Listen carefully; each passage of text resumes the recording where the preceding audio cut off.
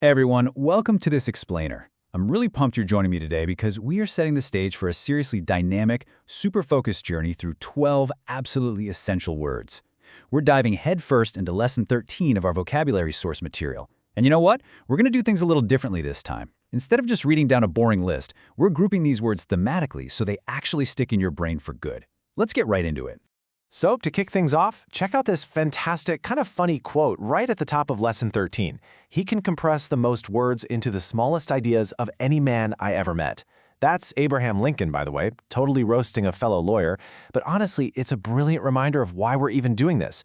Choosing the exact right word is just a vital communication skill. We want to be the literal opposite of the guy Lincoln's talking about here. We want to express our biggest, most impactful ideas using the most precise words possible.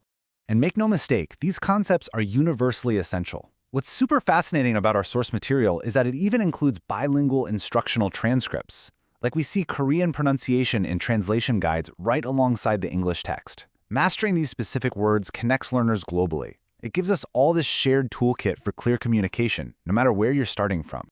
All right, scene one, the newsroom. To build up that toolkit, let's organize our first batch of Lesson 13 vocabulary by mentally stepping into the really high-stakes, fast-paced environment of a city newsroom. Take a good look at this illustration pulled straight from our sourcebook. Can you spot the person holding the notepad, wearing the press hat? Go ahead and mentally anchor the concepts we're about to learn right onto that specific figure. Well, that figure brings us to our very first word, journalist. The text formally defines this as one who writes for, edits, manages, or produces a newspaper or magazine. To put it in a high-stakes context, the source gives us this really great sample sentence. There were 4 journalists covering the murder story. It instantly paints a picture of professionals actively chasing down a major headline, right? But, what actually makes a good journalist? Let's test this out in action. Here's a sample sentence directly from the lesson. Because Cato was blank, he was able to reveal the thief's name. Read that context carefully for a second. So, if you had to fill in that blank with a word that means quick to notice or watchful, what would it be? Take a quick second to lock in your guess. Did you guess it? The word is observant, quick to notice, watchful. A good journalist fundamentally relies on this exact trait to uncover the truth, exactly like Cato did to reveal the thief. Honestly, if you aren't observant, you're just going to miss the story entirely. Okay, let's look at another piece of the puzzle with a different sentence from our text. Mrs. Shaw was able to blank the painting as being hers. Now, what specific action is she taking here? She was able to identify it. To identify is to recognize as being or show to be a certain person or thing, basically to prove to be the same. And that perfectly wraps up our newsroom theme. Because observing the details and accurately identifying the facts, that is absolutely paramount to the job. Moving on to scene 2, surviving crisis. Let's shift gears a bit and explore words that describe facing and overcoming severe, real-world hardships. I want to start with a pretty heavy, high-stakes sentence right from the source. Blank in India caused the death of 1/10 of the population. The word there is famine. It means starvation or a great shortage.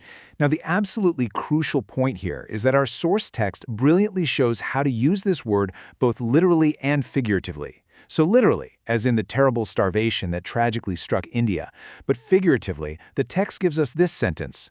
There's been a famine of good writing in the last decade. See? It's a really powerful way to say there's a severe shortage of something important. Now, when faced with a massive crisis like a famine, there are typically 2 distinct human reactions, and our next 2 words contrast these perfectly.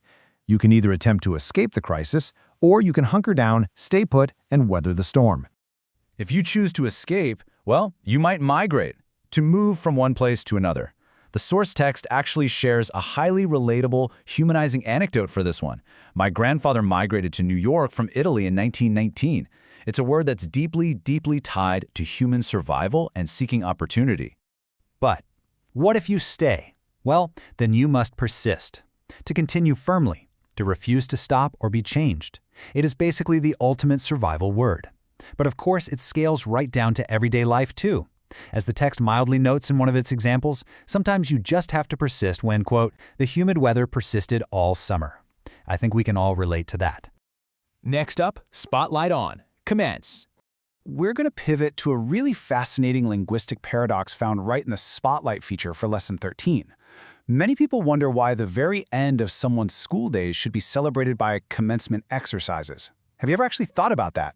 The word literally refers to a beginning, yet we use it when school is ending. It's kind of weird, right? Well, here's the text's rationale, and honestly, it's quite profound. The reason for that term is that we often think of the completion of an education as the time to begin to earn a livelihood. So graduating isn't just an end, it actually marks the practical, highly anticipated beginning of your career and, your adult life. So the formal definition of commence is simply begin or start. And we can ground this paradox with a straightforward sample sentence from the book. Graduation will commence at 10 o'clock. It's essentially just a formal, elevated way to say something is starting. All right, leading us to the final word challenge. We've covered some fantastic ground today.